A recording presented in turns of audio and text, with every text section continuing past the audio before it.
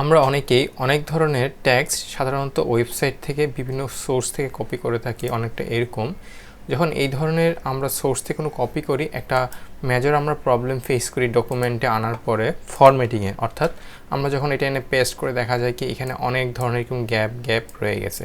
তো এই গ্যাপগুলো আপনারা যদি সিম্পলি একটি একটি করে আসলে রিমুভ করতে চান, সেক্ষেত্রে আপনার অনেক সময় নেবে। তো এই ধরনের সমস্যার ক্ষেত্রে আপনারা চাইলে একটা খুব ছোটো একটা ট্রিক ব্যবহার করে আপনারা পুরো সলভ করতে পারেন।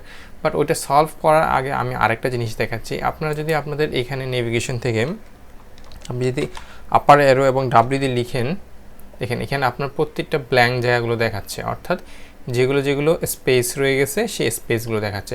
এখন স্বাভাবিকভাবেই আমরা এফেক্টের পর একটা স্পেস থাকবে, কিন্তু আমাদের প্রবলেম হচ্ছে এই যে বিশাল গ্যাপটা। তো এই জায়গাটাতে আপনার প্রবলেমটা সলভ করার জন্য আপনাকে যেটা করতে হবে সেটা হলো কিবোর্ড থেকে কন্ট্রোল এই চাপলে আপনি এটা পাবেন, এই ফাইন্ড অ্যান্ড রিপ্লেস এই পোর্শনটা পাবেন।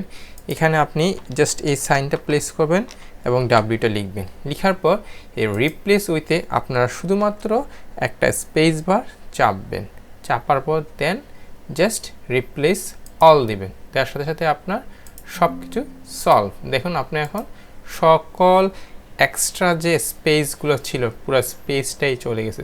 সো এইভাবে চাইলে আপনারা খুব সহজে এই ধরনের যে টেক্সট ফরম্যাট বা স্পেসের যে ফরমেশনের যে প্রবলেমগুলো হয় এভাবে আপনারা সলভ করতে পারবেন। ধন্যবাদ।